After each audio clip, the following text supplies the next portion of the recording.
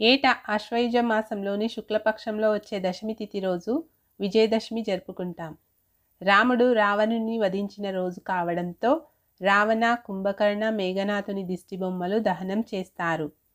ఈరోజు దుర్గా పూజ, ఆయుధ పూజ నిర్వహిస్తారు. దసరా ఎప్పుడు, ఆయుధ పూజ సమయం తెలుసుకుందాం. దృక్పంచాంగం ప్రకారం ఆశ్వయుజ శుక్ల దశమి తిథి నాడు దసరా. ఈ ఏడాది దశమి తిథి ఏ సమయం నుంచి ఎప్పటి వరకు ఉందంటే అక్టోబర్ 1 బుధవారం మధ్యాహ్నం 2:21 వరకు నవమి ఉంది. ఆ తర్వాత నుంచి దశమి గడియలు ప్రారంభమయ్యాయి. అక్టోబర్ 2 గురువారం మధ్యాహ్నం 2:45 వరకు దశమి ఉంది. సూర్యోదయ తిథి ప్రకారం అక్టోబర్ 2 గురువారం విజయదశమి జరుపుకుంటారు.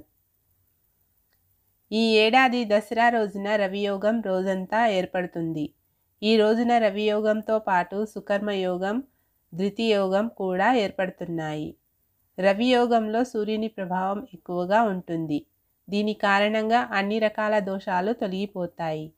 ఈ రోజున సుకర్మయోగం ఉదయం నుంచి ప్రారంభమై రాత్రి 11:29 వరకు ఉంటుంది. ఆ తర్వాత ధృతియోగం ప్రారంభమవుతుంది. దసరా రోజున ఉత్తరాషాఢ నక్షత్రం ఉంది. ఇది సూర్యోదయం నుంచి ఉదయం 9:13 వరకు ఉంటుంది.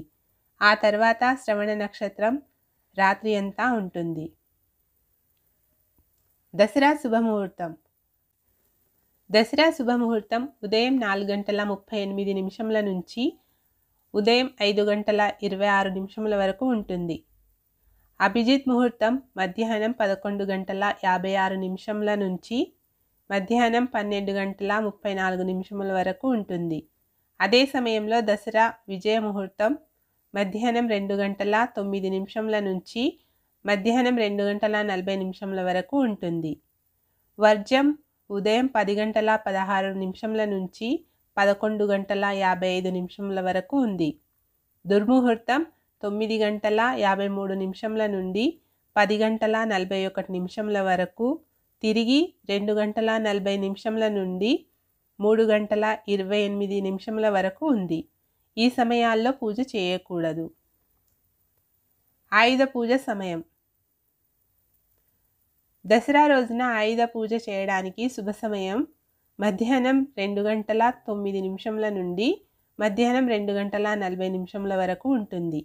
ఈ సమయంలో ఆయుధాలను పూజించడం వలన విశేష ఫలితం అని చెబుతారు. రావణ దహనం సరైన సమయం.